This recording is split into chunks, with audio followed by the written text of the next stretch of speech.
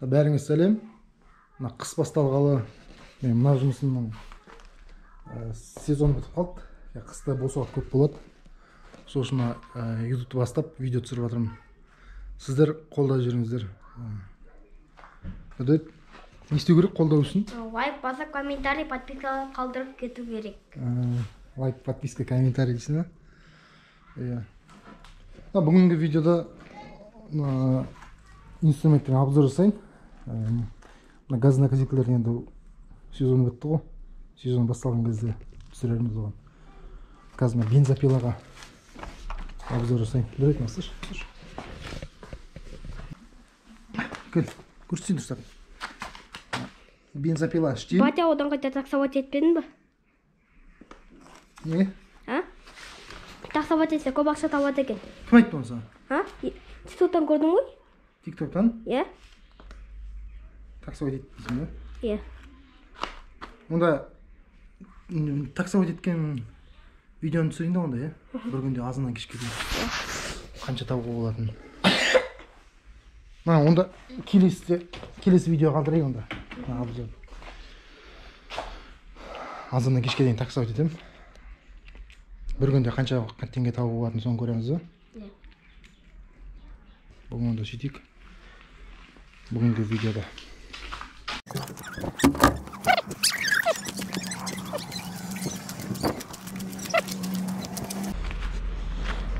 Машина мынау, Ларгус. Скыр болып тұр екен. Қазір машинаны мойкеге апарып жуып тазалап, ертеңгі таксовкаға дайындап қояйын. Негізі таксовкаға шықпағаным где-то 3-4 жыл болды. Шықпағаныма. Көреміз. Тиктоктан да көріп болғанбыз бір-екі видео. Адамдар нормально тауып отқан, бір күнде 20-30 мың. Рас па, өтірік па? Бір тексеріп көрейік, Яндекспен таксовать еткен.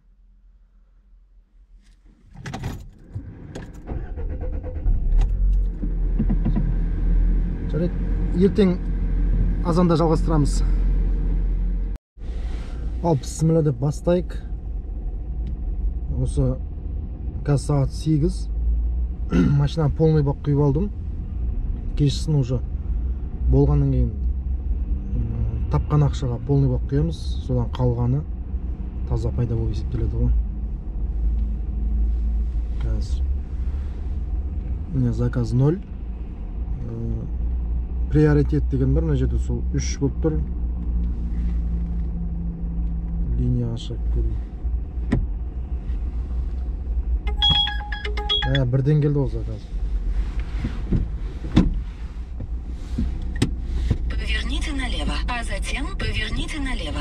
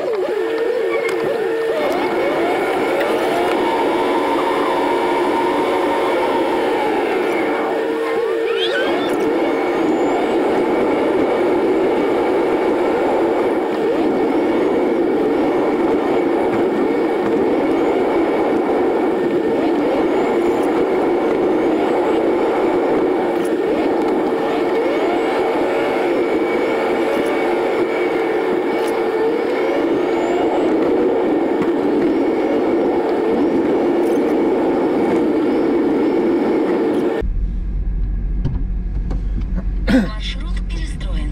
Сәлеметсіз. Через 50 метров.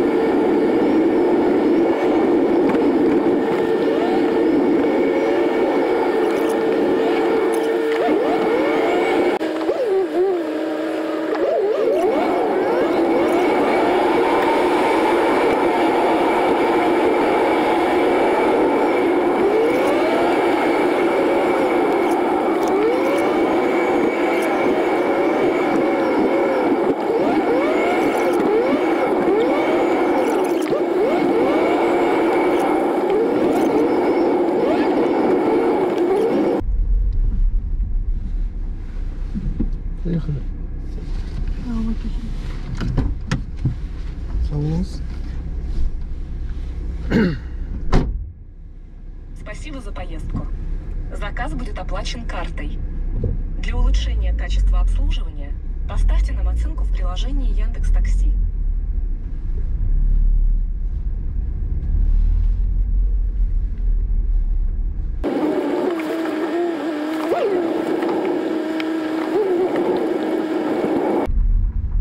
Мына бір заказ 3020 теңге болды.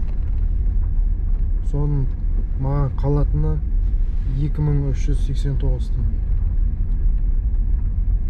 Қалғандар комиссия алып қалады деген сөз.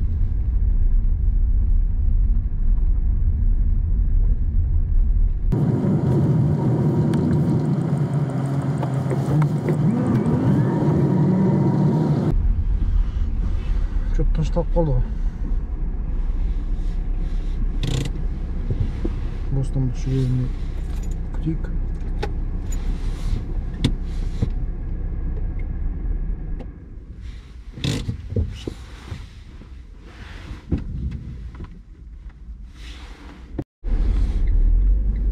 Камераның жүре қойып заказ келді. Екінші заказға бара жатырмын.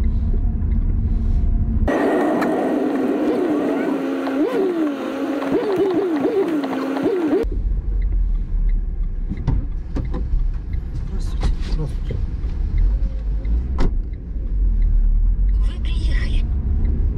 Через 100 метров.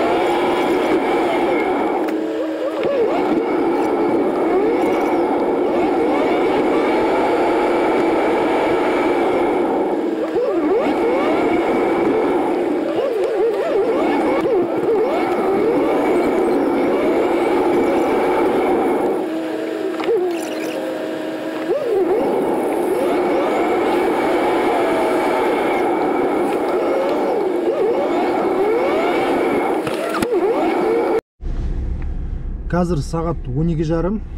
12:30-ға дейін мен 9 заказ жасаппын. Маған 10.037 теңге тауыппын. Көріне ма мына жерден? 9 заказға. Бұл Яндекс өзінің комиссиясын бәрін алып тастағаннан кейін қалған маған ақша.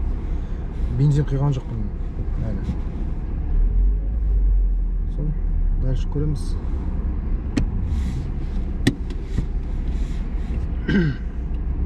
Қазір барахолка жақта жүрмін.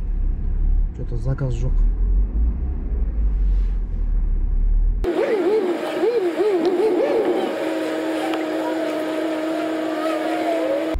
Мынаған қарап, мына ортада тұрмын, мына қызыл.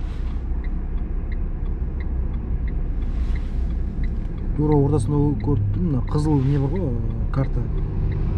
Қызыл болып тұр, значит, заказ көп болып жатыр деген сөз ғой. Осы маңайда, осы жерде. Мен ортасында тұрмын. Неше уже 2 минут болды ғой деймін, заказ жоқ.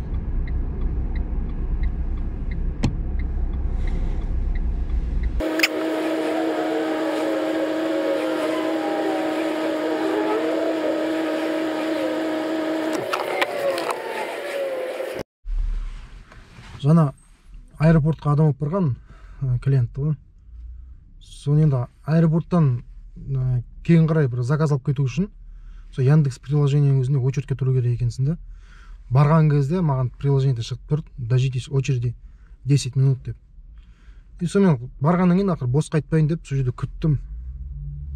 Күтіп отырдым, 10 минут емес, 1 сағат уақыт өтіп кетті. Мен қайдан білейін, мен достойный клиент шығар деп ойладым. Негізі обычно аэропорттан қымбат бір жирный заказдар шығады ғой, жирный клиенттер шығады ғой. И сөйтіп 1 сағаттан кейін келді заказ. Принятьты бастым. Келді ғой ана клиентім ше.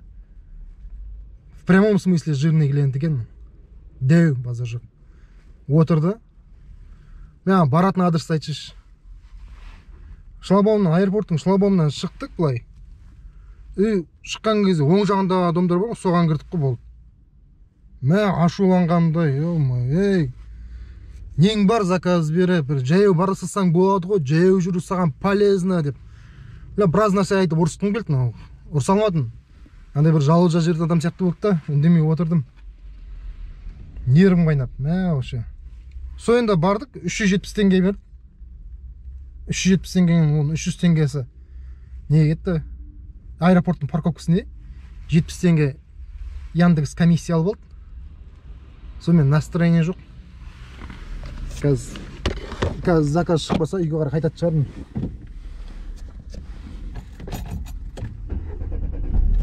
Ашуланып кеттім, таксовка кірдім. Желание болмай қалды. 1 сағат уақытым бостан бос кетті.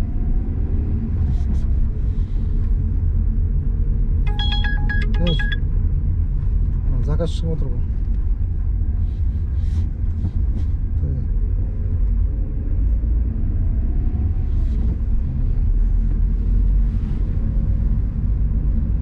Дальше кеттік онда, жалғастыр.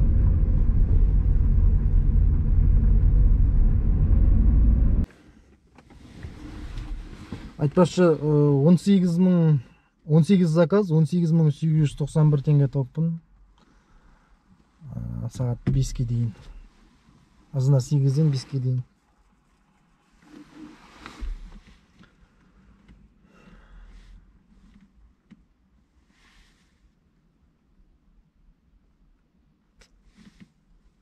Күтейік.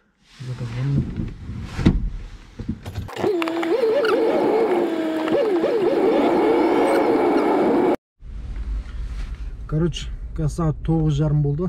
Әлі жүрмін. Болдым почти. Үйге қайтайын деп тұрмын. Енді заправкаға келіп тұрмын қазір. Қазір заправить етемін полный бак. Содан қалған ақша тоза пайда болады ғой. Бүгінтке тапқан ақша 28 мың.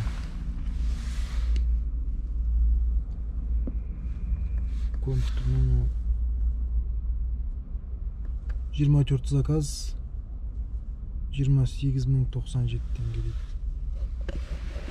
Комиссия бәрін алып тастағанда қалған ақша ғой. Қазір енді бензиннің ақшасын алып тастаймыз, сол көреміз қанша қалатынын.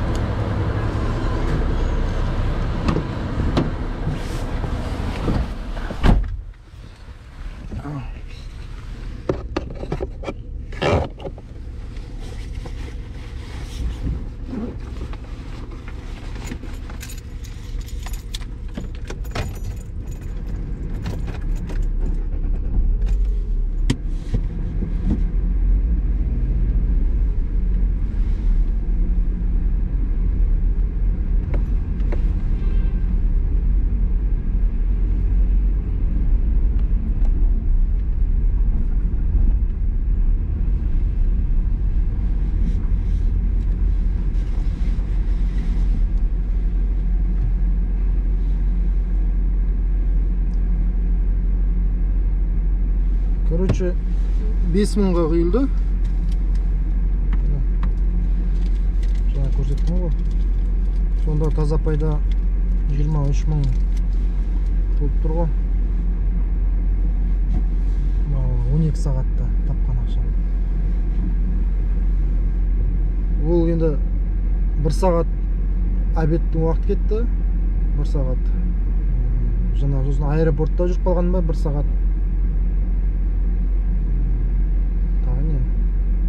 Тағы да соны туалетке анамна майда жейді шығып қалған, бостан жүріп қалған кездер бар. Вообще таза жұмыс істеген уақыт 10 сағат қой. 10 сағатта 23 мың теңге жақсы деп ойлаймын. басқа расходтарды есептеген жоқпын. Жаңа обедтікін, тағы не, мойка бар, в общем, жаңа амортизация дейма, тағы не, запчастиге неге ондай бағалар адамның өзіне байланысты, онда ол расходтар.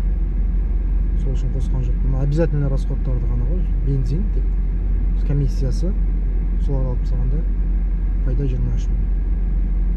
Болды. Осымен видео бітті. Жақсы.